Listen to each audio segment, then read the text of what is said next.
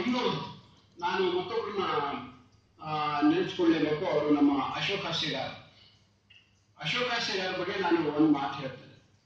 ಈಗ ಕೆಲವು ವರ್ಷಗಳ ಹಿಂದೆ ಸಿರ್ಸಿಯಲ್ಲಿ ಅಲ್ಲಿಯ ಅತ್ಯಂತ ಪ್ರಸಿದ್ಧ ಪತ್ರಿಕೆ ವಿಶ್ವವಾಣಿಯ ಒಂದು ಸಿಸ್ಟರ್ ಕನ್ಸರ್ನ್ ಪತ್ರಿಕೆ ಲೋಕಧ್ವನಿ. ಆ ಲೋಕಧ್ವನಿಯ ಏನು ಒಂದು ಮ್ಯಾನೇಜ್ಮೆಂಟ್ ಚೇಂಜ್ ಆಗುತ್ತೆ.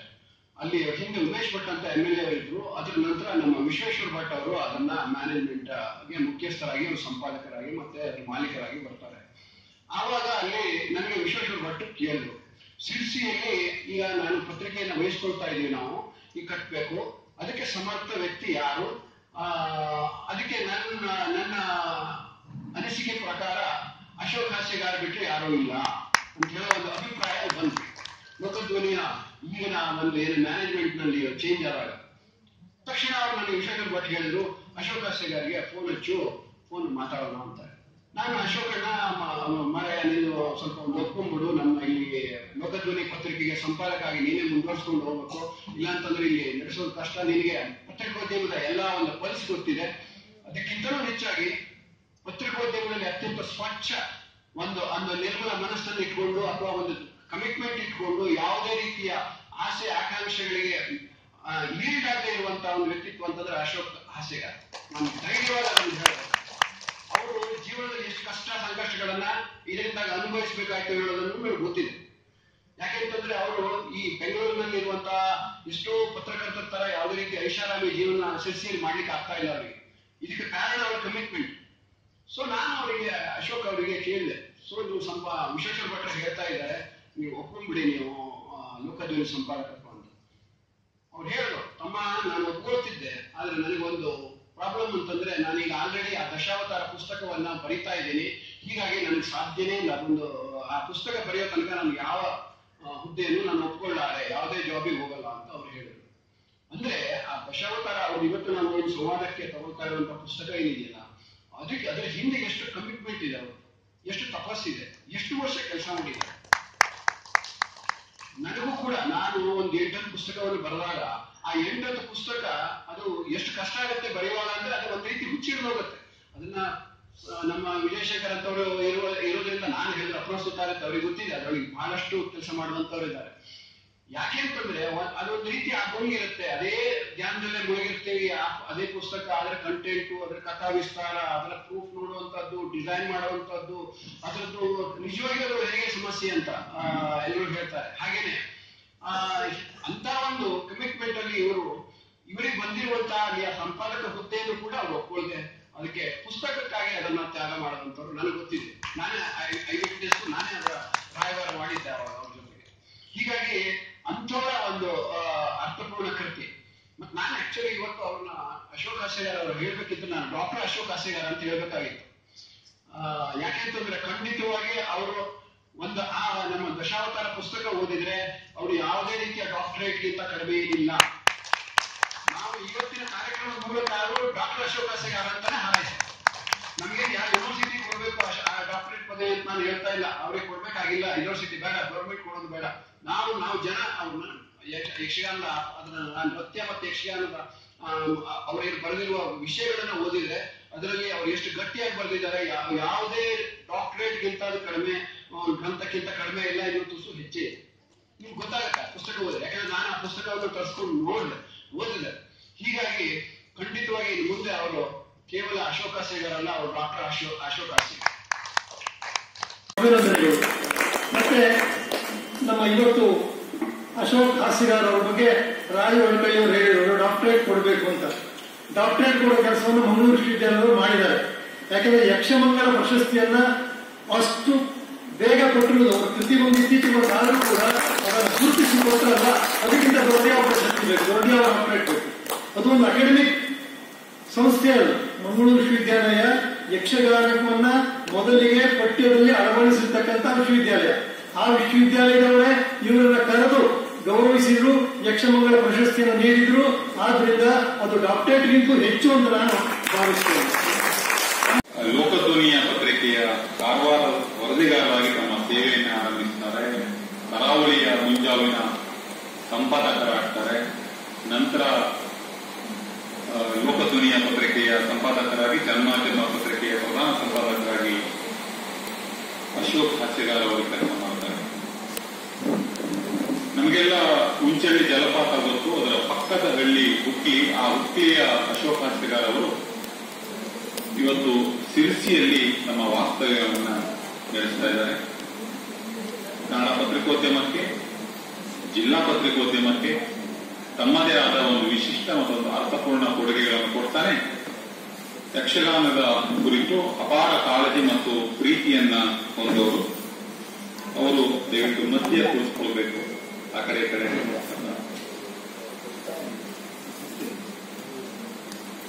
ಇವತ್ತು ಅವರ ಪುಸ್ತಕದ ಕುರಿತಾಗಿ ಇರೋದ್ರಿಂದ ಮೊಟ್ಟ ಮೊದಲನೆಯದಾಗಿ ವಿ.ಜಿ. ಗಾಯತ್ರಿ ಅವರನ್ನು ನಾನು ವಂದನೆಯ ಮೂಲಕ ಅವರಿಗೆ ನತಮಸ್ತಕವನ್ನು ನೀಡುತ್ತೇನೆ. ನಾನು ಕುರಿತು ಸುಮಾರು 7 ವರ್ಷಗಳ ಹಿಂದೆ ಶಿರ್ಸಿಯಲ್ಲಿ ಸಣ್ಣ ಪ್ರಸ್ತಾವನೆಯನ್ನು ಮಾಡಿದ್ದೆ. ಅದು ಈಗ ಪುಸ್ತಕ ರೂಪದಲ್ಲಿ ಬಂದಿರೋದ್ರಿಂದ ಇಲ್ಲಿ ಮಾತಾಡಬೇಕು ಅಂತ ಹೇಳಿದ್ರು. ಸಂವಾದ ರೀತಿಯಲ್ಲಿ ಇರಲಿ ಅಂತ ಹೇಳಿ ಅವರು ಪ್ರಸ್ತಾಪ ಮಾಡಿದ್ರಿಂದ ಯಾರಾಗ್ಬೋದು ಅಂತ ಹೇಳಿ ತೀರ್ಮಾನ ಮಾಡಿ ಬಹುಶ್ರೋತರಾದಂತಹ ಡಾಕ್ಟರ್ ಆನಂದರಾಮ್ ಉಪಾಧ್ಯಾಯರು ಮತ್ತು ನನ್ನ ಸಹೋದರ ಸಮಾನರಾದಂತಹ ರವಿ ಮಡೋಡಿ ಅವರನ್ನ ಇಲ್ಲಿ ಸಂವಾದಕ್ಕೆ ಒಪ್ಪಿಸಿದ್ದಾರೆ. ಹಾಗೆ ತಾವೆಲ್ಲ ಈ ಸಂವಾದದಲ್ಲಿ ಭಾಗವಹಿಸಬೇಕು ಅಂತ ಹೇಳಿ ಕೇಳಿಕೊಡ್ತೇನೆ. ನನ್ನ ಸಹೋದರ ಸಹೋದರಿಯರು, ಬಂಧುಗಳು, ನನ್ನ ಆತ್ಮಸ್ಥ ಬಂಧುವಾದಂತಹ ಸರ್ ಜಯಶಂಕರ್ ಅವರೆಲ್ಲ ಬಂದಿದ್ದಾರೆ. ಎಲ್ಲರಿಗೂ ನಾನು ವಂದನೆಯನ್ನು ಹೇಳಿ ಪಾರ್ಥಿಸುಬ್ಬನ ಸಭಾ ಲಕ್ಷಣದಲ್ಲಿ ಒಂದು ಮೊದಲನೇ ಬಗ್ಗೆ ಸಭಾ ವಂದನೆ ಅದನ್ನು ಹೇಳಿ ನನ್ನ ಪುಸ್ತಕದ ಕುರಿತು 4 ಮಾತುಗಳನ್ನು ಹೇಳ್ತೇನೆ. ಆಮೇಲೆ ಸಂವಾದದಲ್ಲಿ ಏನಾದರೂ ಇದ್ರೂ ಮಾತನಾಡಬಹುದು. ಸತ್ಯಾಚಾರ ಸಭಾ, ಗುಣೋಜ್ವಲ ಸಭಾ, ಸದ್ಧರ್ಮ ಕೀರ್ತಿ ಸಭಾ, ವೇದಾಲಂಕೃತ ಶಾಸ್ತ್ರ ಪೂರಿತ ಸಭಾ, ವಿಖ್ಯಾತ ವೀರಾ ಸಭಾ, ರಾಜದ್ರಾಜ ಕುಮಾರ ಶೋಭಿತ ಸಭಾ, ರಾಜಪ್ರಕಾಂತಿ ಸಭಾ, ಸಂಗೀತಾದಿ ಸತ್ಸಭಾ, ಕವಿಸಭಾ, ಸಾಮ್ರಾಜ್ಯ ಲಕ್ಷ್ಮೀ ಸಭಾ. ಈ ಸಭೆ ಈ ಎಲ್ಲ ಗುಣ ಗೌರವದಿಂದ ಕೂಡಿದೆ ಅಂತ ಹೇಳಿ ನಾನು ಭಾವನೆ ಮಾಡಿಕೊಂಡು ನನ್ನ ವಿಚಾರವನ್ನು ತಮ್ಮ ಮುಂದೆ ಇಡ್ತೇನೆ. ನಾನು ಈ ಪುಸ್ತಕ ಬರೆಯಲಿಕ್ಕೆ ಬಹಳ ಮುಂಚೆ ನನಗೆ ದಶಾವತಾರ ಆಟ ಎನ್ನುವುದು ಹೇಗೆ ಆಗಲಿಕ್ಕೆ ಸಾಧ್ಯ ಇದೆ ಅನ್ನೋದನ್ನ ತಿಳ್ಕೊಳ್ಳೋದಕ್ಕಾಗಿ ನಾನು ಈ ಅಧ್ಯಯನವನ್ನು ಮಾಡಬೇಕು. ಅನೇಕ ಯಕ್ಷಗಾನಗಳನ್ನು ನೋಡಿದಾಗ ಇದರಲ್ಲಿ ವಿಷ್ಣುವಿನ ದಶಾವತಾರ ಆಟ ಹೇಗೆ ವಿಷ್ಣುವಿನ ದಶಾವತಾರ ಆಟ ಆಗ್ತದೆ ಇದು ಅಂತಂದು ನನಗೆ ತುಂಬಾ ಕನ್ಫ್ಯೂಸ್ ನಲ್ಲಿದ್ದಾಗ ಟಿವಿ ಹಾಸ್ಯಗಾರರು ನನಗೆ ಹೇಳಿದರು, ಇದು ವಿಷ್ಣುವಿನ ದಶಾವತಾರ ಅಲ್ಲ, ನಾಟ್ಯಶಾಸ್ತ್ರದ ಮೇಲೆ ಇದೆ ಅಂತ. ಹಾಗಾದ್ರೆ ನಾಟ್ಯಶಾಸ್ತ್ರದಲ್ಲಿ ಹೇಗಿದೆ ಅನ್ನೋದನ್ನು ನೋಡೋದಕ್ಕೆ ನಾವು ಬಹಳ ಹಿಂದಿನಿಂದ ನೋಡ್ತಾ ಬಂದ. ಆಮೇಲೆ ಸ್ವಲ್ಪ ವರ್ಷದ ಮೇಲೆ ನನಗೆ ಪದ್ಯ ಗದ್ಯ ಅಂತ ಒಂದು ಪುಸ್ತಕ ರೆಡಿ ಮಾಡೋ ಸಂದರ್ಭದಲ್ಲಿ ಕಾವ್ಯ ಅನ್ನೋದು ದೃಶ್ಯ ಮತ್ತು ಶ್ರಾವ್ಯ ಎನ್ನುವ 2 ಪ್ರಕಾರದಲ್ಲಿ ಇರ್ತದೆ. ದೃಶ್ಯ ಕಾವ್ಯದಲ್ಲಿ ಇದು ಯಕ್ಷಗಾನದಂತಹ ಒಂದು ಪ್ರಕಾರಗಳನ್ನು ನಾವು ನೋಡಲಿಕ್ಕೆ ಸಾಧ್ಯ ಇದೆ ಅನ್ನೋದನ್ನ ಅದರಲ್ಲಿ ಕಂಡುಕೊಂಡೆ. AR ಕೃಷ್ಣಶಾಸ್ತ್ರಿಗಳು ಸಂಸ್ಕೃತ ನಾಟಕಗಳು ಅದರಲ್ಲಿ ದೃಶ್ಯ ಕಾವ್ಯದ ಬಗ್ಗೆ ವಿಸ್ತಾರವಾದಂತಹ ಒಂದು ವಿವರಣೆ ಇದೆ. ದೃಶ್ಯ ಕಾವ್ಯದಲ್ಲಿ 10 ರೂಪಕಗಳಿರ್ತದೆ. ಈ ರೂಪಕಗಳು ವಿಷ್ಣುವಿನ ದಶಾವತಾರದ ಕಲ್ಪನೆಯಾದರೆ ಪರ್ಯಾಯವಾಗಿದ್ದಂತಹ ಒಂದು ಕಲ್ಪನೆ ಇದೆ. ಯಾವುದು ಕಣ್ಣಿಗೆ ತೋರಿಸ್ತದೆಯೋ ಅದನ್ನ ರೂಪಕ ಅಂತ ಹೇಳಬೇಕು. ಒಂದು ಪರ್ಯಾಯವಾಗಿ ವಿಷ್ಣುವಿನ ದಶಾವತಾರವನ್ನು ಹೇಳದಿದ್ರೆ ಅದನ್ನ ಮುದ್ರೆ ಮೂಲಕ ಹೇಳ್ತಾರೆ, ತೋರಿಸೋದಿದ್ರೆ ಅದು ರೂಪಕದಲ್ಲಿ ಹೇಳ್ತಾರೆ, ತೋರಿಸ್ತಾರೆ. ಅವತ್ತು ನನಗೆ ಇದನ್ನ ಅತ್ಯಂತ ಆಳವಾಗಿ ಅಧ್ಯಯನ ಮಾಡಬೇಕು ಅಂತ ಅನಿಸಿ ನಾನು ಪುಸ್ತಕಗಳ ಸಂಗ್ರಹಕ್ಕೆ ಅದಕ್ಕೆ ಸಂಬಂಧಪಟ್ಟ ಶಬ್ದಗಳ ಹುಡುಕಿಗೆ, ಅಂದರೆ ನಾಟ್ಯಶಾಸ್ತ್ರ ಎಷ್ಟು ವರ್ಷದ ಹಿಂದೆ ಆಗಿದೆ ಅನ್ನೋದನ್ನ ನೋಡುವ ಸಂದರ್ಭ ಬಂತು. ಕ್ರಿಸ್ತಶಕ ಪೂರ್ವ 1ನೇ ಶತಮಾನದಿಂದ ಕ್ರಿಸ್ತಶಕ 2ನೇ ಶತಮಾನದ ಅವಧಿಯಲ್ಲಿ ನಾಟ್ಯಶಾಸ್ತ್ರ ರಚನೆಯಾಯಿತು ಅನ್ನೋದನ್ನು ವಿವರಿಸಿತ್ತು. ದಶರೂಪಕ ನಾಟ್ಯಶಾಸ್ತ್ರದ 20ನೇ ಅಧ್ಯಾಯದಲ್ಲಿದೆ. 14-15ನೇ ಶತಮಾನದಲ್ಲಿ ಧನಂಜಯ ಈ ದಶರೂಪಕಗಳನ್ನೇ ಇಟ್ಟುಕೊಂಡು ಅಭಿನಯಕ್ಕೆ ಮತ್ತು ಪ್ರದರ್ಶನ ಕಲೆಗೆ ಏನೆಲ್ಲ ಬೇಕಾಗ್ತದೆ ಅನ್ನೋದನ್ನ ಒಟ್ಟಾಗಿ ಇಟ್ಟುಕೊಂಡು ನಾಟ್ಯಶಾಸ್ತ್ರದ ಪರಿಕರಗಳನ್ನೇ ಇಟ್ಟುಕೊಂಡು ದಶರೂಪಕ ಅಂತ ಒಂದು ಪ್ರತ್ಯೇಕವಾದಂತಹ ಕೃತಿಯನ್ನ ಬರ್ತದೆ.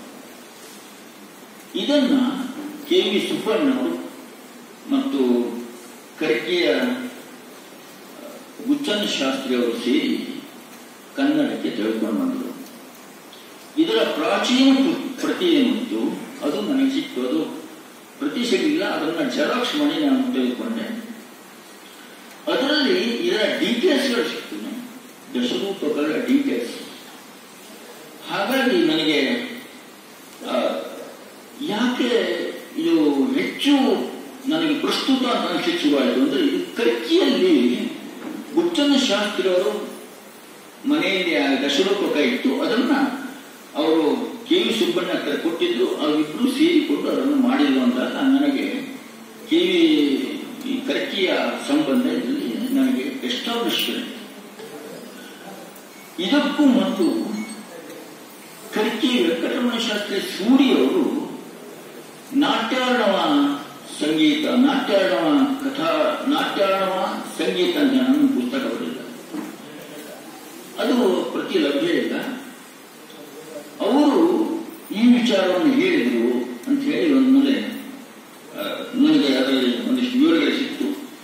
ಅವರು ಇದ್ದಪ್ಪ ಹೆಗಡೆ ವಿವಾಹ ಪ್ರಾಶನ ಅನ್ನೋದೊಂದು ನಾಟಕವನ್ನು ಬರೆದಿದ್ದಾರೆ. ಅದು ಈ ಪ್ರಹಸನ ಎಂಬ ಒಂದು ಏನು ರೂಪಕ ಇದೆ, ಇದು ಹೆಸರೇನಿದೆ, ಇದು ದಶರೂಪಕದಲ್ಲಿ ಒಂದು ರೂಪಕ ಅನ್ನೋದು ಗೊತ್ತಾಯ್ತು. ಸೊ ಕರ್ಕಿ ವೆಂಕಟರಮಣ ಶಾಸ್ತ್ರಿ ಸೂರಿಯವರಿಗೆ ಪ್ರಹಸನದ ಒಂದು ಶಬ್ದ ಹೇಗೆ ಸಿಕ್ತು ಅನ್ನೋವಾಗ ಅವರು ನಾಟ್ಯಾರ್ಣವನ್ನು ಬರೆದಿದ್ದಾರೆ ಅನ್ನೋದನ್ನ ಸಿಕ್ತು. ಸೊ ಗುಚ್ಚನ ಶಾಸ್ತ್ರಿಯವರು ಕರ್ಕಿಯವರು, ಕರ್ಕಿ ವೆಂಕಟರಮಣ ಶಾಸ್ತ್ರಿಯವರು ಕರ್ಕಿಯವರೇ, ಕರ್ಕಿ ಹಾಸ್ಯಗಾರ ಅಂತಂದವರು ಯಕ್ಷಗಾನವನ್ನು ನಾಟ್ಯಶಾಸ್ತ್ರೀಯ ಪರಿಕರವನ್ನು ಇಟ್ಕೊಂಡು ಯಕ್ಷಗಾನ ಮಾಡಿದರು ಅನ್ನೋದನ್ನ ನನಗೆ ಎಸ್ಟಾಬ್ಲಿಷ್ ಮಾಡಿಕೊಳ್ಳಲಿಕ್ಕೆ ಸಾಧ್ಯ ಆಯಿತು. ಅದರ ಹಿನ್ನೆಲೆಯಲ್ಲಿ ಮತ್ತೆ ಎಲ್ಲ ಹುಡುಕುವಾಗ ಇದು ಯಕ್ಷಗಾನ ಶಾಸ್ತ್ರೀಯವೇ ಕ್ವಶನ್ ಮಾರ್ಕ್ ಇಲ್ಲದೆ ಇರುವಂಥದ್ದು, ಯಕ್ಷಗಾನ ನಾಟ್ಯ ಶಾಸ್ತ್ರೀಯವೇ ಹೌದು ಅಂತ ಎಸ್ಟಾಬ್ಲಿಷ್ ಮಾಡಲಿಕ್ಕೆ ಈ ದಶರೂಪಕ ದಶಾವತಾರವನ್ನು. ಇದರಲ್ಲಿ ಈ ಧನಂಜಯನ ನಾನು ಹೆಸರೇನು ಹೇಳಿದೆ, ಈ ಧನಂಜಯನ ತನ್ನ ಹೆಸರು ವಿಷ್ಣು ಅಂತ. ಅವನು ದಶರೂಪಕದ ಉಪಸಂಹಾರದಲ್ಲಿ ತಾನು ವಿಷ್ಣುವಿನ ಮಗ ಅಂತ ಹೇಳ್ಕೊಡ್ತಾನೆ. ಇದು ಹೇಳ್ಬೇಕಾದ್ರೆ ಹೇಗೆ ಹೇಳ್ತಾನೆ ಅಂತಂದ್ರೆ, ದಶರೂಪಾನುಕಾರೇಣ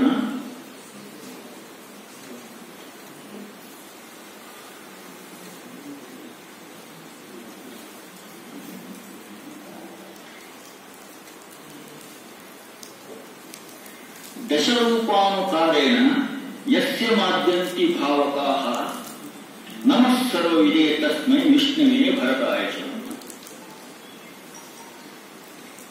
ಈ ದಶರೂಪದ ಅನುಕರಣೆಯಿಂದ ಯಾರೆಲ್ಲ ಸಂತೋಷಭರಿತರಾಗ್ತಾರೋ ಆ ಎಲ್ಲ ಭಾವಕರಿಗೂ ಮತ್ತು ವಿಷ್ಣು ಮತ್ತು ಭರತ ಇವರಿಗೆ ನಾನು ಸರ್ವ ಅಂದ್ರೆ ಎಲ್ಲವನ್ನೂ ತಿಳಿದಂತಹ ವಿಷ್ಣು ಮತ್ತು ಭರತರಿಗೆ ನಾನು ನಮಸ್ಕರಿಸ್ತೇನೆ ಅಂತ ಇದರ ಸಾರಾಂಶ. ಇದಕ್ಕೆ ಒಂದು ವ್ಯಾಖ್ಯಾನ ಏನು ಹೇಳ್ತಾರೆ ಅಂದ್ರೆ, ವಿಷ್ಣು ಎಂದರೆ ಮತ್ಸ್ಯ ಕೂರ್ಮಾದಿ ಅವತಾರಗಳನ್ನು ಮಾಡುವ ಒಬ್ಬ ವಿಷ್ಣು. ಆಮೇಲೆ 10 ನಾಟಕವೇ ಮೊದಲಾದಂತಹ 10 ರೂಪಕಗಳನ್ನು ಮಾಡುವಂತಹ ದಶರೂಪಗಳು ಮಾಡುವಂತಹ ವಿಷ್ಣುವಿನ ಮಗನಾದಂತಹ ಧನಂಜಯ. ವಿಷ್ಣು ಎನ್ನುವ ಶಬ್ದವನ್ನ ಅವನು ಶೇಷೆಯಾಗಿ ಮಾಡಿಕೊಡ್ತಾನೆ. ಒಂದು ಶಬ್ದ ಅನೇಕ ಅರ್ಥಗಳನ್ನು ಕೊಡುವುದಿದ್ರೆ ಅದು ಶೇಷೆ ಅಂತ. ವಿಷ್ಣು ಎನ್ನುವ ಶಬ್ದವನ್ನು ತನ್ನ ತಂದೆಯ ಹೆಸರನ್ನ ದಶರೂಪಕವನ್ನು ಬರೆದಂತಹ ಧನಂಜಯನ ಅಪ್ಪನನ್ನು ಸ್ಮರಿಸುವ ಮತ್ತು ವಿಷ್ಣುವನ್ನು ಸ್ಮರಿಸುವ ಹಾಗೆ ಇಟ್ಟುಕೊಂಡು ಅವನು ಈ ಶಬ್ದವನ್ನು ಬಳಕೆ ಮಾಡಿದ.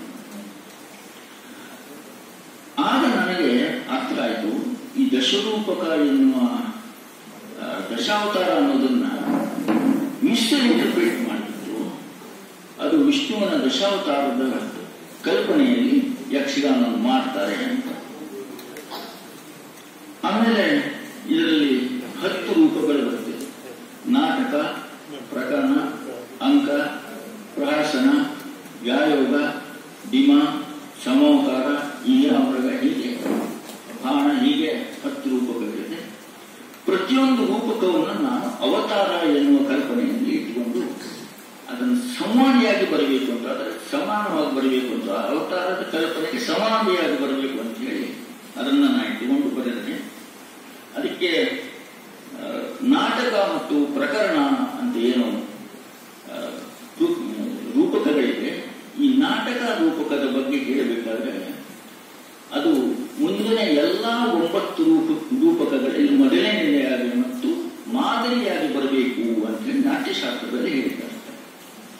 ಮೊದಲನೇದಾಗಿ ಬರಬೇಕು ಅಂದಾಗ ಹೇಗೆ ಯಕ್ಷಗಾನಕ್ಕೆ ಸಂಬಂಧ ಬರ್ತದೆ ನೋಡುವಾಗ, ನಾಟಕ ರೂಪಕದಲ್ಲಿ ಪೂರ್ವರಂಗದ ಕಲ್ಪನೆಯ ಪೂರ್ಣ ವಿಚಾರಗಳನ್ನು ಕೂಡ ನಾಟಕ ರೂಪಕದಲ್ಲಿ ಹೇಳಿದ್ದಾರೆ. ಯಕ್ಷಗಾನದಲ್ಲಿ ಏನು ಚೌಕಿ ಮನೆಯಲ್ಲಿ ಪೂಜೆ ನಡೀತದೆ, ಏನು ಪಾತ್ರಧಾರಿಗಳು ವೇಷಭೂಷಣಾದಿಗಳನ್ನು ತೊಟ್ಟುಕೊಳ್ತಾರೆ, ಇದು ಎಲ್ಲ ವಿಚಾರಗಳನ್ನು ಕೂಡ ಅದು ನಾಟಕ ರೂಪಕದಲ್ಲಿಯೇ ಬರ್ತದೆ ಅಂತ ನನಗೆ ಫಸ್ಟ್ ಆಯಿತು. ನಾಟಕ ರೂಪಕದಲ್ಲಿ ಇದು ಪೂರ್ವರಂಗ ಅಂತ ಯಾಕೆ ಹೇಳ್ತೇನೆ ಅಂತಂದ್ರೆ, ಈ ರಂಗದ ಕಲ್ಪನೆ ಏನಿದೆ ಅದಕ್ಕೆ ಒಂದು ರಂಗ ಇಷ್ಟು ಉದ್ದ ಇರಬೇಕು, ಇಷ್ಟು ಅದರ 62 ಮೊಳ ಉದ್ದ ಇರಬೇಕು, 32 ಮೊಳ ಅಗಲ ಇರಬೇಕು, ಹೀಗೆ ಅದಕ್ಕೆ ಒಂದು ಅಳತೆಯನ್ನು ಕೊಟ್ಟಿದ್ದಾರೆ. ಅದು ನಾಟ್ಯಶಾಸ್ತ್ರದಲ್ಲೇ ಕೊಟ್ಟಿದ್ದು. 3 ರೀತಿಯ ರಂಗ ಇದೆ, ಒಂದು ವಿಕೃಷ್ಟ, ಚತುರಸ್ರ ಮತ್ತು ತ್ರಶ್ರ ಅಂತ. ನಾವೆಲ್ಲ ಇಲ್ಲಿ ಏನು ಯಕ್ಷಗಾನಕ್ಕೆ ಬಳಸ್ತಾ ಇದ್ದಿದೆ ಅದು ಚತುರಸ್ರ ರಂಗಭೂಮಿ ಇದೆ. ಅದಕ್ಕೆ ಇನ್ನೊಂದು ಹೇಳ್ತಾರೆ ಜ್ಯೇಷ್ಠ, ಮಧ್ಯಮ ಮತ್ತು ಕನಿಷ್ಠ ಅಂತ. ಕನಿಷ್ಠ ಅನ್ನೋದಕ್ಕೆ ನಾಟ್ಯಶಾಸ್ತ್ರದಲ್ಲಿ ಅವರ ಅಂತ ಹೆಸರಿಟ್ಟಿದ್ದಾರೆ, ತಥಾವರ ಅಂತ ಹೇಳ್ತಾರೆ. ಅಂದ್ರೆ ಇದನ್ನು ಸೇರಿಸ್ಬಿಟ್ಟು ಏನಿರ್ತಾರೆ. ಆದರೆ ಆದ್ಯ ರಂಗಾಚಾರ್ಯರು ಕನಿಷ್ಠ ಅಂತ ಶಬ್ದವನ್ನು ಇಟ್ಟುಕೊಂಡು ಅದರ ಮೇಲೆ ವ್ಯಾಖ್ಯಾನಗಳನ್ನು ಬರೆದಿದ್ದಾರೆ. ಹಾಗಾಗಿ ರಂಗದ ಕಲ್ಪನೆಯಲ್ಲಿ ಎರಡಕ್ಕೂ ಇದೆ, ಪೂರ್ವರಂಗ ಮತ್ತು ಉತ್ತರ ರಂಗ. ಪೂರ್ವರಂಗದಲ್ಲಿ ಇದಕ್ಕೆ ಇನ್ನೊಂದು ಬಾಹ್ಯಾಭ್ಯಂತರ ಪ್ರಯೋಗ ಅಂತ. ಅಭ್ಯಂತರ ಪ್ರಯೋಗ ಅಂದ್ರೆ ಒಳಗೆ ನೋಡಿ, ಬಾಹ್ಯ ಪ್ರಯೋಗ ಅಂದ್ರೆ ಉತ್ತರ ರಂಗದಲ್ಲಿ ನಡೆಯುವುದು. ಸೊ ಬಾಹ್ಯಾಭ್ಯಂತರ ಪ್ರಯೋಗ ಅನ್ನೋದನ್ನು ಇದರಲ್ಲಿ ಬಳಸ್ತಾರೆ. ಹಾಗಾಗಿ ಏನು ಚೌಕಿ ಮನೆಯಲ್ಲೂ ಕೂಡ ಏನು ಕಾರ್ಯಕ್ರಮಗಳಲ್ಲಿ ಅಲ್ಲಿ ಮೊದಲು ಬಹಳ ಮೊದಲು ನಮ್ಮ ಕ್ರಿಕೆಯ ಹಸಿಗಾರ ಮೇಳದಲ್ಲೆಲ್ಲ ನಾವು ನೋಡಿದ್ದೇನೆಂತಂದ್ರೆ ಅಲ್ಲಿ ಭಾಗವತರು ಏನು ಪೂಜೆ ಎಲ್ಲ ಮಾಡ್ತಾರೆ, ಆ ಸಂದರ್ಭದಲ್ಲಿ ಅವರು ಕುಣಿಯಬೇಕು ಅಂತಿತ್ತು. ಆಗ ಕುಣಿತಾ ಇದ್ರು. ಈಗ ಕುಣಿಯೋದೇನಿಲ್ಲ, ಅವರಿಗೆ ಕೂತ್ಕೊಂಡು ಬಣ್ಣ ಎಲ್ಲ ಬಡಿತಾ ಇರ್ತಾರೆ. ಆಗಿದೆ ಬಹಳ ಹಿಂದೆ ಕುಣಿತಾ ಇತ್ತು. ಯಾಕಂದ್ರೆ ರಂಗ ಅದ ಕಲ್ಪನೆ ಏನಿದೆ ಅಲ್ಲಿ ಅದು ಬಂದಿದೆ. ಹಾಗಾಗಿ ಇದನ್ನ ಪೂರ್ವರಂಗದಲ್ಲಿ ಏನೆಲ್ಲ ನಡೀತದೆ ಇದನ್ನ ಇನ್ನೊಂದು ರಾಧಾವಲ್ಲಭ ತ್ರಿಪಾಠಿಯವರು ನಾಟ್ಯಶಾಸ್ತ್ರದ ವಿಶ್ವಕೋಶ ಅಂತ ಬರೆದಿದ್ದಾರೆ. 2000 ಪೇಜಸ್ ಇದೆ, 2 ವಾಲ್ಯೂಮ್ ಇದೆ.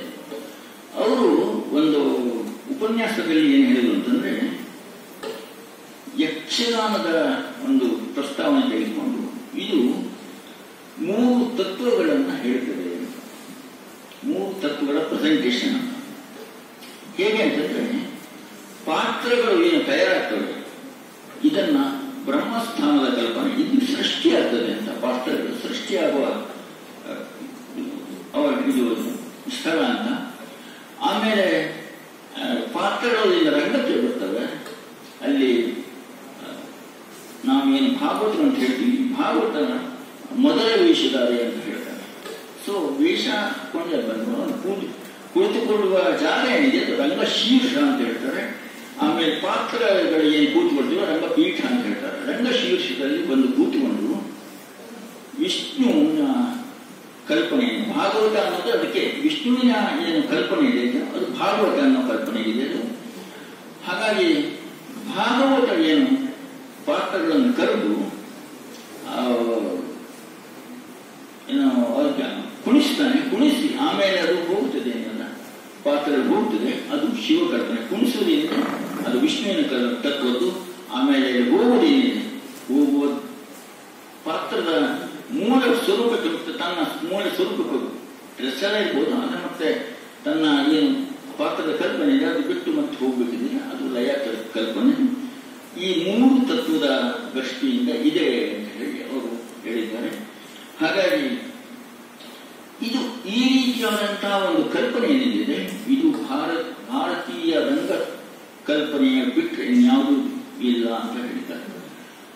ಆಮೇಲೆ ಇದು ಬಹಳ ಆಶ್ಚರ್ಯಕರವಾಗಿ ಯಾಕೆ ನನಗೆ ಅನಿಸ್ತು ಅಂತಂದ್ರೆ, ಭಾರತೀಯ ರಂಗತಂತ್ರ ಅಥವಾ ಕಥನ ಕಲೆ ಅಂತ ಏನು ಹೇಳ್ತಾರೆ ನಮ್ಮ ವಿಜಯಶಂಕರ್, ಕಥನ ಕಲೆ, ಕಥೆಯನ್ನ ನಾವು ಹೇಳುವುದು ಇದೆಯಲ್ಲ, ಇದು ಒಬ್ಬರಿಂದ ಒಬ್ಬರಿಗೆ ಹೇಳ್ತಾ ಹೋಗುದು. ನಾನು ಈ ಕಥೆಯನ್ನು ನಿಮಗೆ ಹೇಳ್ತೇನೆ ಅಂತ ಹೇಳಿದೆ. ಹಾಗೆ ಭಾಗವತರು ಏನ್ ಮಾಡ್ತಾರೆ ಅಂತಂದ್ರೆ, ಈ ಕಥೆಯನ್ನ ಹಿಂದರಿಗೆ ತರವಾಗಿ ಇವತ್ತು ಈ ಕಥೆಯನ್ನು ನಿಮಗೆ ಹೇಳ್ತೇನೆ ಅಂತ ಹೇಳ್ತಾರೆ. ಇದು ನೀವು ಕುಮಾರವ್ಯಾಸ ಭಾರತದಲ್ಲಿ, ಭಾರತದಲ್ಲಿ ಎಲ್ಲ ಹಾಗೆ ಈ ಕಥೆಯನ್ನು ನಾನು ನಿಮಗೆ ಹೇಳ್ತೇನೆ ಅಂತ ಅದನ್ನೇ ಅದೇ ಕಥನಗಾರಿಕೆಯನ್ನೇ ಇದರಲ್ಲಿ ಪ್ರೆಸೆಂಟೇಷನ್ ಮಾಡೋದಕ್ಕೆ ಅದನ್ನ ಭಾಗವತರು ಕಲ್ಪಿಸಿಕೊಂಡಿದ್ದಾರೆ. ಹಾಗಾಗಿ ಇದು ಬಹಳ ಮುಖ್ಯವಾದಂತಹದ್ದು. ಅಂದರೆ ಒಂದು ಕಾವ್ಯವನ್ನ ಅದು ಕಲಾ ಪ್ರಕಾರವಾಗಿ ಏನು ಪ್ರೆಸೆಂಟೇಷನ್ ಮಾಡ್ತಾರಲ್ಲ, ಅದನ್ನ ಹೇಗೆ ಯಕ್ಷಗಾನದವರು ಬಳಸ್ಕೊಂಡಿದ್ದಾರೆ ಅನ್ನೋದನ್ನ ನಾನು ಇಲ್ಲಿ ಕಂಡುಕೊಂಡೆ, ಅದನ್ನ ನಾನು ಪ್ರಸ್ತಾಪ ಮಾಡಿದ್ದೇನೆ. ಆಮೇಲೆ ಏನು ಪಾತ್ರಗಳು ತಯಾರಾಗೋದಿಲ್ಲ, ಆ ಬಣ್ಣಗಾರಿಕೆ ಅದೆಲ್ಲ ಏನಿದೆ, ಆ ಬಣ್ಣಗಾರಿಕೆಗೆ ಎಲ್ಲದಕ್ಕೂ ಪ್ರತಿಯೊಂದು ಬಣ್ಣಕ್ಕೂ ಕೂಡ ಒಂದು ದೈವತೆ ಇದೆ. ಶೃಂಗಾರಕ್ಕೆ ಯಾವುದಿದೆ, ಆಮೇಲೆ ಬಿಳೆದಕ್ಕೆ ಯಾವುದಿದೆ, ಕೆಂಪು ದಿಕ್ಕೆ ಯಾವುದಿದೆ, ಯಾವೆಲ್ಲ ಕಪ್ಪು ದಿಕ್ಕೆ ಯಾವುದಿದೆ, ಹಾಗೆ ಪ್ರತಿಯೊಂದಕ್ಕೂ ಒಂದೊಂದು ದೇವತೆಯನ್ನು ಅಧಿದೈವತ ಅಂತಿದೆ. ಅದೇ ಪ್ರಕಾರದಲ್ಲಿ ಪಾತ್ರಗಳು ಕೂಡ ಬಣ್ಣಗಾರಿಕೆಯನ್ನು ಮಾಡ್ತಾರೆ. ತುಂಬಾ ಇಂಟ್ರೆಸ್ಟಿಂಗ್ ಸಬ್ಜೆಕ್ಟ್ ಅದು. ಅದರ ಮೇಲೆ ಬೇರೆನೆ PhD ಯಾರಾದರೂ ಮಾಡೋದಿದ್ರೆ ತುಂಬಾ ಒಳ್ಳೆಯ ಸಬ್ಜೆಕ್ಟ್ ಇದೆ. ಹಾಗೆ ಇನ್ನೂ ಬಹಳ ಮುಖ್ಯವಾದಂತಂದ್ರೆ,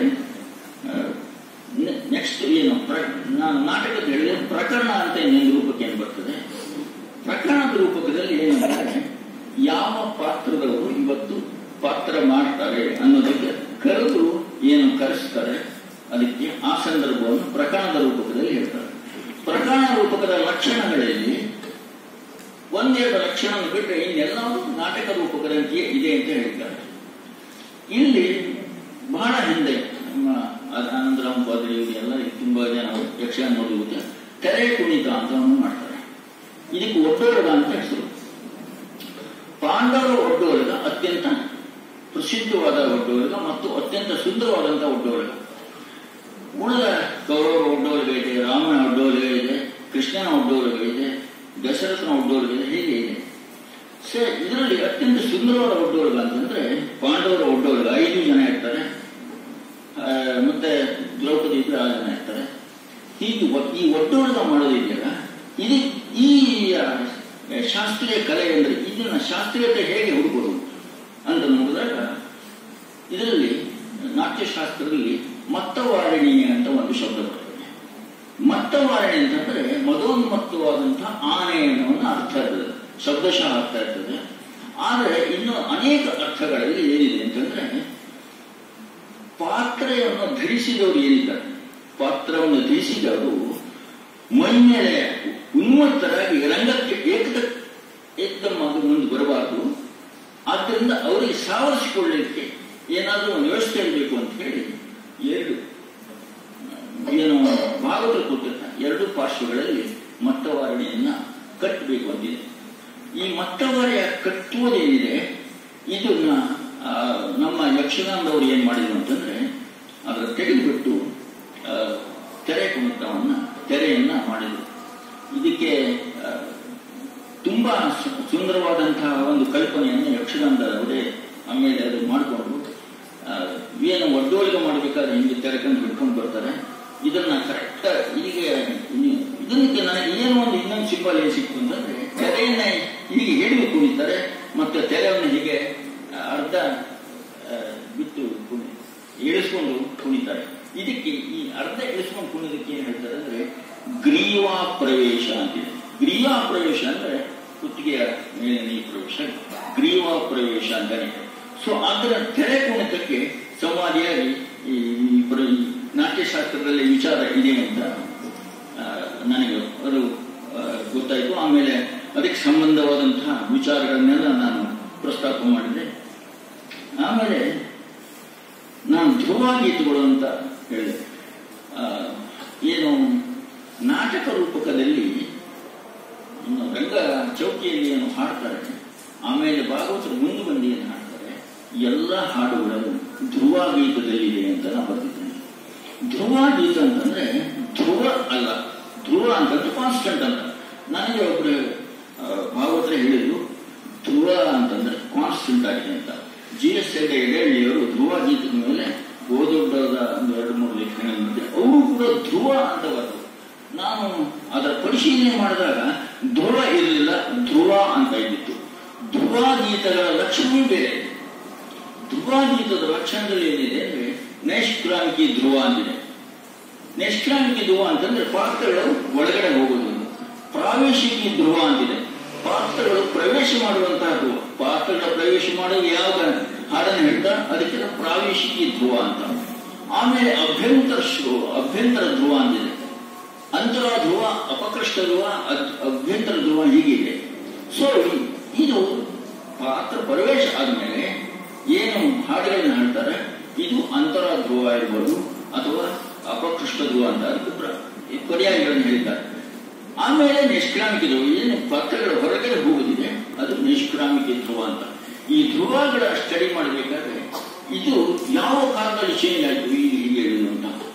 ಇದು ಸಂಸ್ಕೃತದಿಂದ ಏನು ಬೇರೆ ಬೇರೆ ಭಾಷೆಗಳಿಗೆ ನಮ್ಮಲ್ಲಿ ಬದಲಾವಣೆಗಳ ಕಲೆಗಳೆಲ್ಲ ಏನು ಬದಲಾವಣೆ ಸಂದರ್ಭಗಳು ಬಂದು ಆವಾಗ ನನಗೆ ಅಪಭ್ರಂಶ ಭಾಷೆ ಅಂತ ಒಂದು ಕಾವ್ಯ. ಅಪಭ್ರಂಶ ಭಾಷೆ ಸಂಸ್ಕೃತ, ಪ್ರಾಕೃತ, ಅಪಭ್ರಂಶ, ಆಮೇಲೆ ಪ್ರಾದೇಶಿಕ ಭಾಷೆಗಳು. ಈ ಅಪಭ್ರಂಶ ಭಾಷೆಯಲ್ಲಿ ತುಂಬಾ ಆದಿಘಟ್ಟ, ಅಂತ್ಯಘಟ್ಟ, ಮಧ್ಯಘಟ್ಟ ಅಂತಿದೆ ಕಾವ್ಯದಲ್ಲಿ. ಸೊ ಇದೇ ಪ್ರಕಾರವನ್ನ ಪ್ರಾವೇಶಿಕ ಧ್ರುವ, ಅಂತರ ಧ್ರುವ, ನೈಷ್ಕ್ರಾಮಿಕ ಧ್ರುವ ಅಂತ ಹೇಳ್ತಾರೆ. ಸೊ ಕಾವ್ಯದ ಬದಲಾವಣೆಯಲ್ಲೂ ಕೂಡ ನಾವು ಹೇಗೆ ಚೇಂಜ್ ಆಯಿತು, ಅದನ್ನ ಕಥನ ಕಲೆಗೆ ಪ್ರಸ್ತುತಿಗೆ ಹೇಗೆ ಬಳಸ್ಕೊಂಡ್ರು ಅನ್ನೋದನ್ನು ಕೂಡ ನಾನು ಸ್ಟಡಿ ಮಾಡೋಕೆ ಶುರು ಮಾಡಿದೆ. ಆಮೇಲೆ ಬಹಳ ವಿಶಿಷ್ಟವಾದ್ದು ಅಂತಂದ್ರೆ ಈ ಎಲ್ಲ ಏನು ರೂಪಕಗಳಿವೆ, ಈ ಎಲ್ಲ ರೂಪಗಳನ್ನ ಯಕ್ಷಗಾನದಲ್ಲಿ ಹೇಗೆ ಬಳಸ್ತಾರೆ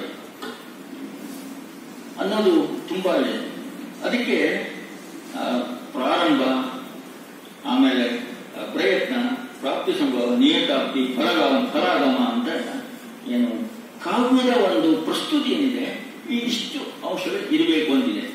ಇದನ್ನ ಅರ್ಥ ಪ್ರಕೃತಿ ಅಂತ ಇದನ್ನ ಹೇಗೆ ನಾವು ನೋಡುದು ಅಂತ ಅದನ್ನ ಬೀಜ, ಬಿಂದು, ಪತಾಕ, ಪ್ರಕರಿ, ಕಾರ್ಯ ಅಂತ ಅದಕ್ಕಿದೆ.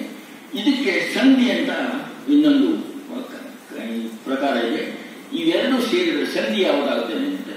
ಅದರಲ್ಲಿ ಮುಖ ಸಂಧಿ, ಪ್ರತಿಮುಖ ಸಂಧಿ, ಗರ್ಭ ಸಂಧಿ, ವಿಮರ್ಶ ಸಂಧಿ, ನಿರ್ವಹಣ ಸಂಧಿ ಹೀಗಿದೆ. ನಿರ್ವಹಣ ಸಂಧಿಗೆ ಉಪಸಂಹರತಿ ಅಂತಲೂ ಹೇಳ್ತಾರೆ. ವಿಮರ್ಶ ಸಂಧಿಗೆ ಅವಮರ್ಶ ಸಂಧಿ ಅಂತ ಹೇಳ್ತಾರೆ. ಇದು ಬಹಳ ಇಂಟ್ರೆಸ್ಟಿಂಗ್ ಯಕ್ಷಗಾನ ನೋಡಿದವರು ಗೊತ್ತಾಗ. ಈಗ ಹಿಂದೆಲ್ಲ ಏನ್ ಮಾಡ್ತಿದ್ರು ಅಂದ್ರೆ ಬೆಳೆ ತನಕ ಯಕ್ಷಗಾನ ಮಾಡ್ತಿದ್ರು. ಈಗ 3 ತಾಸಿನೊಳಗೆ ಯಕ್ಷಗಾನ ಮಾಡಬೇಕು. 3 ತಾಸೊಳಗೆ 3 ಯಕ್ಷಗಾನ 3 ತಾಸು ಮಾಡಿ 1-2 ತಾಸು ಮಾಡಿ ಯಕ್ಷಗಾನ ನೋಡ್ತಾರೆ. ಇದಿಷ್ಟನ್ನು ಹೇಗೆ ಶಾಸ್ತ್ರೀಯದ ದೃಷ್ಟಿಯಿಂದ ನಾವು ಹೇಗೆ ಇದನ್ನ ನೋಡಬೇಕು, ಶಾಸ್ತ್ರ ತಪ್ಪಿಲ್ಲ ಅಂತ ನಾವು ಕಲ್ಪನೆ ಮಾಡಿದ್ರೆ ಶಾಸ್ತ್ರದಲ್ಲಿ ಇದಕ್ಕೆ ಒಂದು ಪರಿಹಾರವನ್ನು ಹೇಳಿದ್ದಾರೆ. ಏನು ಹೇಳ್ತಾರೆ ಅಂತಂದ್ರೆ, ಏನು ಯಕ್ಷಗಾನ ಪ್ರಸ್ತುತಿ ಮಾಡ್ತೀವಲ್ಲ, ಏನು ಚೌಕಿಯಲ್ಲಿ ಏನು ಪಾತ್ರ ಪಡ್ಕೊಳ್ಳೋದೇನಿದೆ, ಆಮೇಲೆ ಏನು ಪೀಠಿಕೆ ಏನು ಹಾಡೋದಿದೆ, ಇದನ್ನ ಕಡ್ಡಾಯವಾಗಿ ಮಾಡಲೇಬೇಕು ಅಂತಿದ್ದೆವು.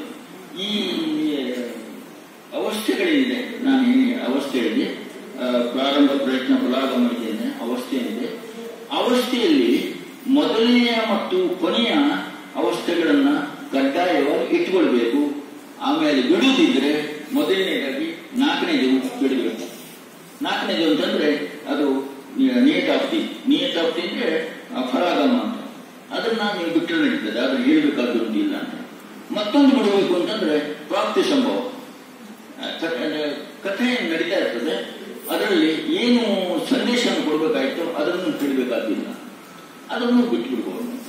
ಸೊ ಇದು ಹೀಗೆ ಬಿಟ್ಟುಕೊಂಡು ಏನು ಈಗ ನಮ್ಮ ತುಳಸಿಯವರು ಮಾಡಿದ್ರೆ ಇದಿಷ್ಟನ್ನೇ ಏನು ಮಾಡಬೇಕು. ಧ್ರುವ ಏನು ಪಾತ್ರ ಬರ್ಕೊಡೋದಿದೆ, ಆ ಪೀಠಿಗೆ ಬಗ್ಗೆ ಹೇಳಬೇಕು, ಇದಿಷ್ಟನ್ನು ಹೇಳಬೇಕು, ಮತ್ತು ಪಾತ್ರ ಏನು ನಿರ್ಗಮ ಮಾಡಿಸಿದೆ ಇದನ್ನು ಮಾಡಲೇಬೇಕು, ಕಡ್ಡಾಯ ಮಾಡಲೇಬೇಕು, ಮಂಗಳಾಚರಣೆಯನ್ನು ಮಾಡಲೇಬೇಕು ಅಂತ ಶಾಸ್ತ್ರವೇ ಹೇಳಿದೆ. ಆದ್ದರಿಂದ ಯಕ್ಷಗಾನದಲ್ಲಿ ನಾವೇನು ಚೇಂಜಸ್ಗಳನ್ನು ಮಾಡ್ಕೊಂಡ್ವಿ ಅದಕ್ಕೂ ಕೂಡ ಶಾಸ್ತ್ರದಲ್ಲಿ ಒಂದು ಪರಿಹಾರವನ್ನು ಹೇಳಿದ್ದಾರೆ ಅಂತ ನಾನು ಅದರಲ್ಲಿ ಕಂಡುಕೊಂಡೆ. ಆಮೇಲೆ ಧ್ರುವ ಗೀತೆಗಳನ್ನು ಹೇಳಿದ್ದೀನಿ. ಈ ಧ್ರುವ ಗೀತೆಗಳನ್ನ ನಮ್ಮ ಯಕ್ಷಗಾನದ ಗಾಯನಕ್ಕೆ ಹೇಗೆ ಬಳಸಿಕೊಂಡಿದ್ದಾರೆ ಅನ್ನೋದಕ್ಕೆ ಬಹುದೊಡ್ಡದಾದಂತಹ ತುಂಬಾ ವಿಸ್ತಾರವಾದಂತಹ ಅಧ್ಯಯನ ಬೇಕಾಗಿದೆ. ಅದನ್ನ ನನಗೆ ಎಷ್ಟು ಸಾಧ್ಯ ಆಗಿದೆ ಅಷ್ಟನ್ನು ಹೇಳಿದೆ. ಎಲ್ಲಿ ಈ ಧ್ರುವ ಗೀತೆಗಳಿಗೆ ಸಂಬಂಧಪಟ್ಟಂತಹ ಏನು ಛಂದಸ್ಸುಗಳಿದೆ, ಅದು ಆಗಿನ ಕಾಲದ ವೈದಿಕ ಛಂದಸ್ಸುಗಳಿದೆ, ಅದು ಇವತ್ತಿನ ಛಂದಸ್ಸುಗಳಿಗೆ ಹೇಗೆ ಬದಲ ಮಾಡಿದ್ದಾರೆ, ಯಾವ್ಯಾವ ಛಂದಸ್ಸುಗಳನ್ನ ಯಕ್ಷಗಾನದವರು ಬಳಸ್ಕೊಂಡಿದ್ದಾರೆ, ಯಾವ ಛಂದಸ್ಸನ್ನು ಬಿತ್ತಿದ್ದಾರೆ, ಹೊಸದು ಯಾವ ಛಂದಸ್ಸನ್ನು ಬಳಸ್ಕೊಂಡಿದ್ದಾರೆ ಅನ್ನೋದನ್ನು ಕೂಡ ಈ ಧ್ರುವ ಗೀತದ ವಿವರಗಳಲ್ಲಿ ಹೇಳಿದ್ದಾರೆ. ಅದನ್ನ ನಾನು ಮತ್ತೆ ಹೇಳಿಕ್ಕೆ ಹೋಗ್ತಾರೆ. ಬಹುದೊಡ್ಡ ಇದೆ ಮತ್ತು ಯಾವ್ಯಾವುದನ್ನು ಬಳಸ್ಕೊಂಡಿದ್ದಾರೆ ಅನ್ನೋದು ಕೂಡ ಹೇಳಿದ್ದಾರೆ. ಬಹುಶಃ ಬಹಳ ಮುಖ್ಯವಾದ್ದು ಅಂತಂದ್ರೆ, ನಾವು ಯಕ್ಷಗಾನಕ್ಕೆ ಬಳಸಿಕೊಂಡು ಸಂಗೀತ ಏನಿದೆ ಇದು ದಕ್ಷಿಣಾದಿ ಸಂಗೀತ, ಕರ್ನಾಟಕ ಸಂಗೀತವನ್ನು ಬಳಸ್ಕೊಂಡಿದ್ದಾರೆ. ಈ ಕರ್ನಾಟಕ ಸಂಗೀತವನ್ನೇ ಯಾಕೆ ಬಳಸ್ಕೊಂಡಿದ್ದಾರೆ ಅನ್ನೋದಕ್ಕೆ ಬಹಳ ಇಂಟ್ರೆಸ್ಟಿಂಗ್. ಇದು ನಾಟ್ಯಶಾಸ್ತ್ರದ ಕಲ್ಪನೆಗಳೇನಿದೆ ಅಥವಾ ನಾಟ್ಯಶಾಸ್ತ್ರ ಬರೆದವರು ಏನಿದೆ ಅದು ಕಾಶ್ಮೀರದ ಕಾಲದಲ್ಲಿ ಕಾಶ್ಮೀರದ ಏನು ಪಂಡಿತರು ಇದ್ದಾರೆ ಅವರು ಭರತನ ನಂತರ ಅಭಿನವ ಗುಪ್ತಾದಿಗಳು ಇದನ್ನ ವ್ಯಾಖ್ಯಾನಗಳನ್ನೆಲ್ಲ ಮಾಡಿದ್ರೆ ಕಾಶ್ಮೀರದ ಉತ್ತರ ಭಾರತದಿಂದ ದಕ್ಷಿಣ ಭಾರತಕ್ಕೆ ಈ ಯಕ್ಷಗಾನ ಇದು ದಕ್ಷಿಣ ಭಾರತದ್ದು, ಅದು ಉತ್ತರ ಭಾರತದ್ದು ಹೇಗೆ ಇಂಟರ್ಲಿಂಕ್ ಮಾಡಿದ್ದಾರೆ ಅಂತ ನಾಟ್ಯಶಾಸ್ತ್ರದ 4 ಪ್ರತಿಗಳಿದೆ. 4 ಪ್ರತಿಗಳು. ಒಂದು ಕಲ್ಕತ್ತಾ ಪ್ರತಿ. ಕಲ್ಕತ್ತಾ ಪ್ರತಿಯನ್ನ ನಮ್ಮ ಇಂಗ್ಲಿಷರು ಎಲ್ಲ ಅದನ್ನ ಸಂಸ್ಕರಣೆ ಮಾಡಿದ್ದಾರೆ. ಅದರಲ್ಲಿ ಕರೆಕ್ಟಾಗಿ ಸಂಸ್ಕರಣೆ ಮಾಡಿದ್ರು ಮನಮೋಹನ್ ಘೋಷ್ ಅವರು. ಆ ಕಲ್ಕತ್ತಾ ಪ್ರತಿಯ ನಂತರ ಬಡೋದೆ ಪ್ರತಿ ಅಂತ ಒಂದಿದೆ, ಕಾಶಿಕಾ ಪ್ರತಿ ಅಂತ ಒಂದಿದೆ, ಇನ್ನೊಂದು ತಂಜಾವೂರು ಪ್ರತಿ ಅಂತಿದೆ. ತಂಜಾವೂರು ಪ್ರತಿ ಏನಿದೆ ಅದು ದಕ್ಷಿಣ ಭಾರತದಲ್ಲಿ ಪ್ರಚಲಿಸಿದ್ದ.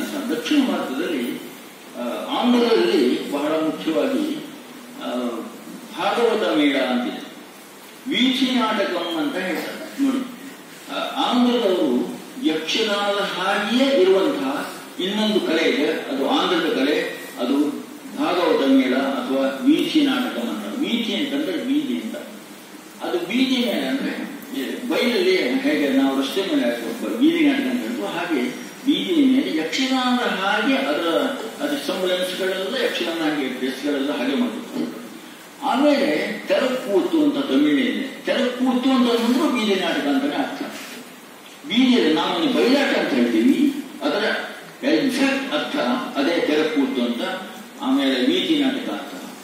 ಆಮೇಲೆ ಇದು ನಮ್ಮ ಇದರಲ್ಲಿ ಮಲಯಾಳದಲ್ಲಿ ಒಂದಿದೆ, ಅದನ್ನು ಕೂಡ ಸೇಮಿಗೆ, ಅದಕ್ಕೆ ಕೂಟಿಯಾಟ್ಟಂ ಅಂತ ಹೇಳ್ತಾರೆ. ಯಕ್ಷಗಾನ, ತೆರಕೂತು, ಆಮೇಲೆ ವೀಚಿ ನಾಟಕಂ, ಕೂಟಿಯಾಟ್ಟಂ, ಆಮೇಲೆ ಇಷ್ಟು ಎಲ್ಲ ಸೇರಿ ಏನು ಕಥಕ್ಕಳಿ ಏನಿದೆ ಇವೆಲ್ಲ ಕೂಡ ಯಕ್ಷಗಾನದ ಕುಟುಂಬ ಅಂತ ಹೇಳ್ತಾರೆ. ಇವೆಲ್ಲವೂ ಸ್ವಲ್ಪ ಪ್ರಾದೇಶಿಕ ಬದಲಾವಣೆಗಳಿರಬಹುದು. ಇದು ಎಲ್ಲದೂ ಕೂಡ 15-16ನೇ ಶತಮಾನದಲ್ಲಿ ಬದಲಾವಣೆ ವಿಕಾಸ ಹೊಂದಿದೆ. ಇದಕ್ಕಿಂತ ನಮ್ಮ ಯಕ್ಷಗಾನದ ಒಂದು ರೆಫರೆನ್ಸ್ ಏನು ಸಿಗುತ್ತದೆ, ಇದು ಶಿವರಾಮ್ ಕಾರಂತರವರೆಲ್ಲ ಕಂಡು ಹಿಡಿದಿದೆ ಅಂತಂದ್ರೆ, ಇದು ಕುರುಗೋಡು ಶಾಸನ ಅಂತ ಬಂದಿದೆ. ಬಳ್ಳಾರಿ ಜಿಲ್ಲೆಯ ಕುರುಗೋಡಿನಲ್ಲಿ ಲಕ್ಷ್ಮೀನಾರಾಯಣ ದೇವಸ್ಥಾನದಲ್ಲಿ ಒಂದು ಶಾಸನ ಇದೆ.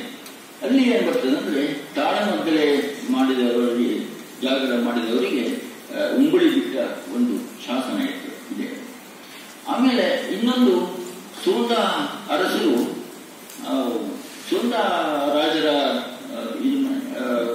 ದೇಶದ ಮೇಲೆ ಮರಾಠರು ದಾಳಿ ಆದಾಗ ಅವರಿಗೆ ಬಲ ಕಡಿಮೆ ಇರ್ತದೆ ಗೊತ್ತಾಗ್ತದೆ. ಆಮೇಲೆ ಅವ್ರು ಏನ್ ಮಾಡ್ತಾರೆ ಅಂದ್ರೆ, ಬಿಜಾಪುರ ಆದಿಲ್ ಶಾಹಿಗೆ ಮನವಿ ಕೊಡ್ಲಿಕ್ಕೆ ಅಂತ ಹೋಗ್ಬೇಕಾಗ್ತದೆ.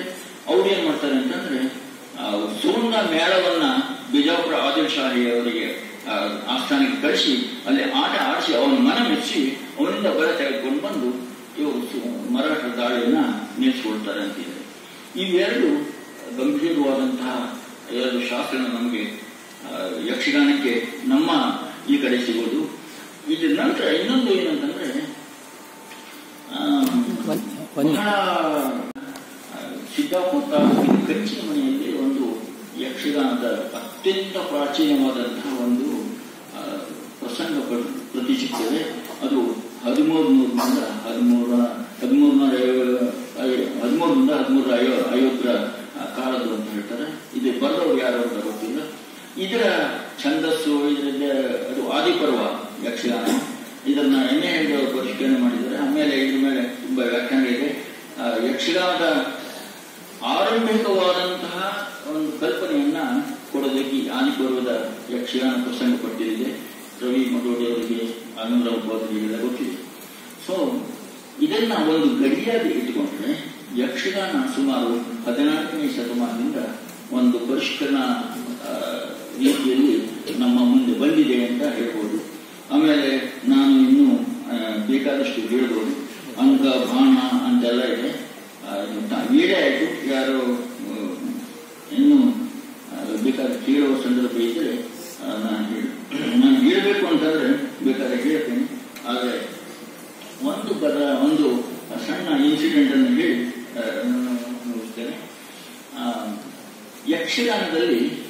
ಯಕ್ಷಗಾನವನ್ನ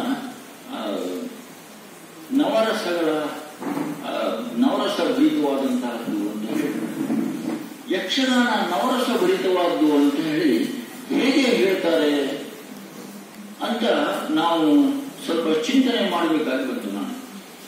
ಕಡೆಗೆ ನಾವು ಅದರ ಬಗ್ಗೆ ಸ್ವಲ್ಪ ನೋಡಿದಾಗ ನಾಟ್ಯಶಾಸ್ತ್ರದಲ್ಲಿ ನವರಸ ಅನ್ನೋದು ಇಲ್ಲೇ ಇಲ್ಲ. ನಾಟ್ಯಶಾಸ್ತ್ರದಲ್ಲಿ 8 ರಸ ಇದೆ. ಶಾಂತಿ ರಸವನ್ನು ಕೊನೆಯಾಗಿ ಸೇರಿಸಿದ್ದಾರೆ, ಅಭಿನವನ ಬುದ್ಧನ ಕಾಲದಲ್ಲಿ ಸೇರಿಸಿದ್ದಾರೆ. ಇದು ಸ್ವತಃ ಭರತನೇ ಇದನ್ನು ಯಾಕೆ ಬಿಟ್ಟಿದ್ದಾನೆ ಅಂತಂದ್ರೆ, ಇದು ಅಭಿನಯವಾದಕ್ಕೆ ಬರೋದಿಲ್ಲ, ಅಭಿನಯಕ್ಕೆ ಬರೋದಿಲ್ಲ, ಆದ್ದರಿಂದ ಅಭಿನಯವಾದದ್ದಲ್ಲ, ಆದ್ದರಿಂದ ಶಾಂತಿ ರಸವನ್ನು ಹೇಳಿಲ್ಲ ಅಂತ ಹೇಳಿ ಅದರ ನಂತರದ ವ್ಯಾಖ್ಯಾನಗಳೆಲ್ಲ ಹೇಳಿದ್ದಾರೆ. ಸೊ ಯಕ್ಷಗಾನ ಆದ್ದರಿಂದ ನವರಸ ಭರಿತವಾದಲ್ಲ ಅಂತ ಹೇಳಬಂದು ನಾನು ಪ್ರಸ್ತಾಪ ಮಾಡಿದ್ದೇನೆ. ಇನ್ನೊಂದು ಏನಂತಂದ್ರೆ ವ್ಯಾಯೋಗ ಅಂತ ಒಂದು ರೂಪಕ ಇದೆ. ವ್ಯಾಯೋಗ ಅಂತಂದ್ರೆ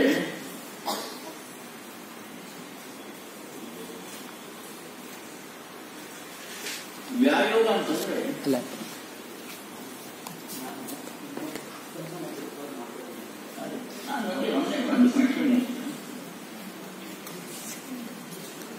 ವ್ಯಾಯೋಗ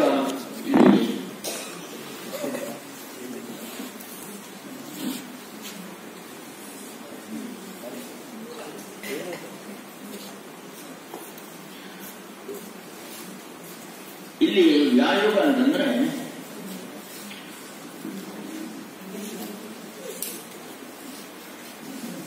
ವಿಚ್ಛೇದ, ವಿಪ್ರಲಂಬ, ವಿಪ್ರಯೋಗ, ವಿರಹ ಇಂಥದ್ದೆಲ್ಲ ಹುಟ್ಟುವಂಥದ್ದು ವ್ಯಾಯೋಗ ಅಂತ ಹೇಳ್ತಾರೆ. ಮಧ್ಯಮ ವ್ಯಾಯೋಗ ಅಂತ ಭಾಸನ ಒಂದು ನಾಟಕ ಇದೆ.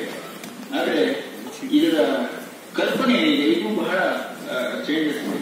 ಇಲ್ಲಿ ಏನ್ ಹೇಳ್ತಾರೆ ಅಂದ್ರೆ, ನಾನು ನಳದ ಮೇಂತ್ಯ ಒಂದು ಯಕ್ಷಗಾನ ನೋಡಿದಾಗ ಇದು ಸ್ವಲ್ಪ ವ್ಯಾಯೋಗದ ಕಲ್ಪನೆಯಲ್ಲಿ ಇದೆ ಅಂತ ಬರೆದಾಗ ಹೆಮ್ಮಾಗಿಡವರು ಹೇಳಿದರು, ಏನಪ್ಪಾ ನೀನು ವ್ಯಾಯೋಗದಲ್ಲಿ ಇದೆ ಅಂತ ಬರೀತೀವಿ, ಹೆಂಗೆ ಬಂತದು? ವ್ಯಾಯೋಗದ ಲಕ್ಷಣದಲ್ಲಿ ಸ್ತ್ರೀಗಳು ಇರಬಾರ್ದು ಅಂತಿದೆ, ಆದರೆ ನಳ ದಮಯಂತಿಯಲ್ಲಿ ದಮಯಂತಿ ಇದ್ದಾರಲ್ಲ, ನೀನು ಯಾಕೆ ಇದನ್ನು ನೋಡಲಿಲ್ಲ ಅಂತ ಕೇಳಬಾರ್ದು. ಆಮೇಲೆ ನನಗೆ ಬಹಳ ಕನ್ಫ್ಯೂಸ್ ಆಯಿತು. ವ್ಯಾಯೋಗದಲ್ಲಿ ಸ್ತ್ರೀ ಇಲ್ಲ ಅಂತ ಹೇಳಿದ್ದನ್ನು ನಾನು ನೋಡಲಿಲ್ಲ, ಆದರೆ ಇವ್ರು ಹೆಂಗೆ ಹೇಳಿದ್ರು ಅಂತ. ಆಮೇಲೆ ತುಂಬಾ ಆಳವಾಗಿ ಸ್ಟಡಿ ಮಾಡಿದ ಮೇಲೆ ನಾಟ್ಯಶಾಸ್ತ್ರದಲ್ಲಿ ಏನು ಬರೆದಿದ್ದಾರೆ ಅಂತಂದ್ರೆ, ವ್ಯಾಯೋಗದ ಲಕ್ಷಣಗಳಿದೆ. ಅಲ್ಪ ಸ್ತ್ರೀ ಜನಯುಕ್ತ ಚೈವ ಅಂತ ಬರೆದಿದ್ದಾರೆ. ಅಲ್ಪ ವ್ಯಾಯೋಗದಲ್ಲಿ ಅಲ್ಪ ಸ್ತ್ರೀಗಳು ಇರಬಹುದು ಅಂತ ಅದರ ಅರ್ಥ. ಆದರೆ ಧನಂಜಯ 10ನೇ ಶತಮಾನದಲ್ಲಿ ಬರೆಯಬೇಕಾದ್ರೆ ಏನು ಮಾಡಿದ್ದಾನೆ ಅಂದ್ರೆ, ಅಸ್ತ್ರೀಯ ನಿಮಿತ್ತ ಸಂಗ್ರಾಮ ಅಂತ ಬರೆದಿದ್ದಾರೆ. ಈ ಬದಲಾವಣೆಯನ್ನು ಯಾಕೆ ಮಾಡಿದ ಅಂತ ಗೊತ್ತಿಲ್ಲ. ಇದು ಬಹಳ ವಿಶಿಷ್ಟ. ನಾವು ಅನೇಕ ವ್ಯಾಖ್ಯಾನ ಇದರ ದೃಷ್ಟಿಯಿಂದ ಅನೇಕ ವ್ಯಾಖ್ಯಾನಗಳನ್ನ ನೋಡಬೇಕಾಗಿದೆ. ಇದನ್ನ ಯಾರೂ ಕೂಡ ಇದರಲ್ಲಿ ಈ ಅಸ್ತ್ರೀ ಅಂತ ಯಾಕೆ ಬರೆದಂತ, ಸ್ತ್ರೀ ಇಲ್ಲದೇ ಇರುವಂತಹ ಸಂಗ್ರಾಮಗಳಿಗೆಲ್ಲ ವ್ಯಾಯೋಗ ಅಂತ ಹೇಳಬೇಕು ಅಂತ. ಆದರೆ ನಾಟ್ಯಶಾಸ್ತ್ರ ಹೇಳಿದ್ರೆ ಸ್ತ್ರೀಗಳು ಇರಬಹುದು ಅಂತ ಇದೆ. ಸೊ ಇದನ್ನ ಸ್ವಲ್ಪ ಸ್ಟಡಿ ಮಾಡಿ ಯಾಕೆ ಹೀಗೆ ಬರೆದಿರ್ಬೋದು ಅಂತ ಹೇಳಿ ನಾನೆಲ್ಲ ಸ್ವಲ್ಪ ನೋಡಿ ಬರೆದ್ರೆ, ಬಹುಶಃ ಮೊದಲೆಲ್ಲ ಒಂದೇ ಪ್ರತಿ ಇದ್ದಿತ್ತು, ಪ್ರತಿ ಮಾಡಬೇಕಾದ್ರೆ ಅಸ್ತ್ರೀ ಅಂತ ಮಾಡಿರ್ಬೋದು, ಅಲ್ಪ ಇದ್ದಿದ್ದು ಅಸ್ತ್ರೀ ಅಂತ ಮಾಡಿರ್ಬೋದು ಅಂತ ಹೇಳಿ ನನ್ನ ವಿವೇಚನೆಯನ್ನು ಮಾಡಿ ಬರೆದಿದ್ದೇನೆ. ಹಾಗಾಗಿ ಇಂತಹ ಅನೇಕ ವಿಚಾರಗಳನ್ನು ಇದರಲ್ಲಿ ನಾನು ಬರೆದಿದ್ದೇನೆ. ಇದು ಅವರೇನು ರಾಜ ಹೊರಗಡೆ ನನ್ನನ್ನು ಅತಿಶಯವಾಗಿ ಹೊಗಳಿ ನನ್ನನ್ನು ಡಾಕ್ಟರೇಟ್ ಕೊಡಬೇಕು ಅಂತ ಹೇಳಿದ್ರು. ನನಗೆ ಡಾಕ್ಟರೇಟಿನ ಬಗ್ಗೆ ಅಷ್ಟು ಆಸ್ತಿ ಇರಲಿಲ್ಲ, ಅದರಿಂದ ನಾನು ಅದನ್ನು ತೆಗೆದುಕೊಳ್ಳಲಿಲ್ಲ, ಮತ್ತೆ ಅದನ್ನು ನಾನು ನಿರೀಕ್ಷೆ ಮಾಡಲಿಲ್ಲ.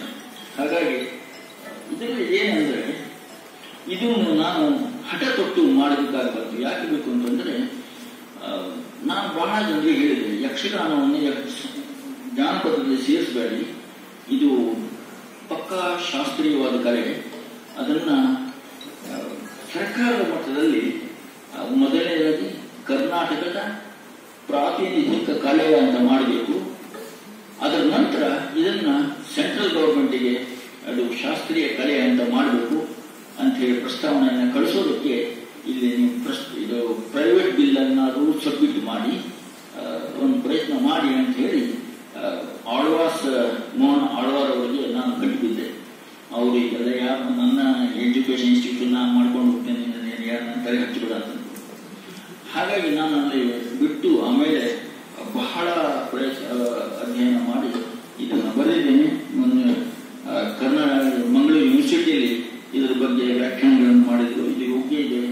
ಹೀಗೆ ಮಾಡಬಹುದು ಅಂತ ಅಲ್ಲಿ ಅಕಾಡೆಮಿಯ ಯಕ್ಷಗಾನ ಅಕಾಡೆಮಿ ಅಧ್ಯಕ್ಷರು ಬಂದರು, ಅವ್ರ ತಲೆಗೆ ಹಾಕಿದ್ದೇನೆ. ಅದು ನಿನ್ನ ವಿಚಾರ ಸರಿ ಇದೆ ಅಂತ ಹೇಳಿದ್ರು. ಹಾಗಾಗಿ ಅದನ್ನ ನನ್ನ ಪ್ರಸ್ತಾಪ ಕನ್ಸಿಡರ್ ಮಾಡ್ತಾರೆ ಗೊತ್ತಿಲ್ಲ. ಇನ್ನೊಂದು ಮುಖ್ಯವಾಗಿ ಏನಂತಂದ್ರೆ, ನಾಟ್ಯಶಾಸ್ತ್ರದಲ್ಲಿ ಹೇಳದೆ ಇರುವಂತಹದ್ದು ಬೇರೆ ಎಲ್ಲಿಯೂ ಇಲ್ಲ ಅಂತ ಹೇಳ್ತಾರೆ. ನಾಟ್ಯಶಾಸ್ತ್ರದ ರೆಪ್ಲಿಕಾ ಆಗಿರುವಂತಹ ಯಕ್ಷಗಾನದಲ್ಲಿ ಹೇಳದೇ ಇರುವಂತಹದ್ದು ಇನ್ಯಾವ ಕಲೆಯಲ್ಲೂ ಇಲ್ಲ. ಆದ್ದರಿಂದ ಯಕ್ಷಗಾನವನ್ನ ಕರ್ನಾಟಕದ ಪ್ರಾತಿನಿಧಿಕ ಕಲೆ ಮಾಡೋದಕ್ಕೆ ಏನೆಲ್ಲ ಬೇಕಾಗಿದೆಯೋ, ಏನೆಲ್ಲ ನಾವು ದಾಖಲೆ ಕೊಡಬೇಕಾದ್ರೂ ನಾನು ಕೊಡ್ತೇನೆ ಅಂತ ಹೇಳಿದ್ದೇನೆ. ಮತ್ತೆ ಇದನ್ನು ಪರಿಪೂರ್ಣ ಕಲೆ ಅಂತ ಹೇಳಬೇಕು ಅಂತ ಹೇಳ್ತೇನೆ. ಯಕ್ಷಗಾನ ಯಾಕೆಂದ್ರೆ ಯಕ್ಷಗಾನದಲ್ಲಿ ಇರುವಂತಹದ್ದು ಬೇರೆ ಕಲೆಗಳಲ್ಲಿದೆ. ಸೊ ಯಕ್ಷಗಾನ ಅದೆಲ್ಲವನ್ನು ಉಳ್ಕೊಂಡಂತಹ ಕಲೆ. ಆದ್ದರಿಂದ ಯಕ್ಷಗಾನದ ಸಂದರ್ಭದಲ್ಲಿ ಅದು ಅಗತ್ಯ ಆಗಿದೆ. ಯಕ್ಷಗಾನವನ್ನು ಆ ದೃಷ್ಟಿಯಲ್ಲಿ ನೋಡಬೇಕು, ಪರಿಪೂರ್ಣ ಕಲೆಯಾಗಿ ನೋಡಬೇಕು ಅಂತ ಹೇಳಿ ನಾನು ಮಾತು ಮುಗಿಸ್ತೇನೆ. ಮತ್ತೆ ಇವರ ವಿದ್ವಾಂಸರಿದ್ದೇನೆ, ಆನಂದರಾಮ್ ಉಪಾಧ್ಯಾಯರು, ರವಿ ಮಡೋಡಿಯವರು ಪ್ರಶ್ನೆ ಕೇಳಲಿಕ್ಕೆ ನನ್ನ ಹತ್ರ ಕೇಳ್ಕೊಂಡು ಅಂತ ಹೇಳಿದ್ದಾರೆ. ಅವರು ಕೇಳಿ ಅವಶ್ಯವಾಗಿ ಕೇಳಬೇಕು. ನಾನು ಇದನ್ನ ಮುಂದೆ ಪರಿಷ್ಕರಣೆ ಮಾಡೋದಿದ್ರೆ ಅವರ ಸಹಾಯ ಅಗತ್ಯ ಆಗ್ತದೆ ಅಂತ ಹೇಳಿದ್ದೇನೆ. ಅದೇ ರೀತಿಯಾಗಿ ವಿಜಯಶಂಕರ್ ಅವರಿಗೆಲ್ಲ ಮೊದಲೇ ನಾನು ಪುಸ್ತಕ ಕೊಟ್ಟಿದ್ದೇನೆ, ಮೃತ್ಯುಂಜಯ ಅವರಿಗೆ ಕೊಟ್ಟಿದ್ದೇನೆ. ಆಮೇಲೆ ಇಲ್ಲಿ ಅನೇಕ ಜನರಿಗೆ ಪುಸ್ತಕ ತಲುಪಿದೆ. ಅವರೆಲ್ಲ ನನಗೆ ಸಲಹೆ ಸಹ ನೀಡಿದರೆ ನಾನು ಅದನ್ನು ಪರಿಷ್ಕರಣೆ ಮಾಡುವ ಸಂದರ್ಭದಲ್ಲಿ ಬಳಸ್ಕೊಡ್ತೇನೆ ಅಂತ ಹೇಳಿ ನಾನು ನೋಡ್ತೇನೆ. ನನಗೆ ಅವಕಾಶ ಮಾಡಿಕೊಟ್ಟಂತ ತಮ್ಮೆಲ್ಲರಿಗೆ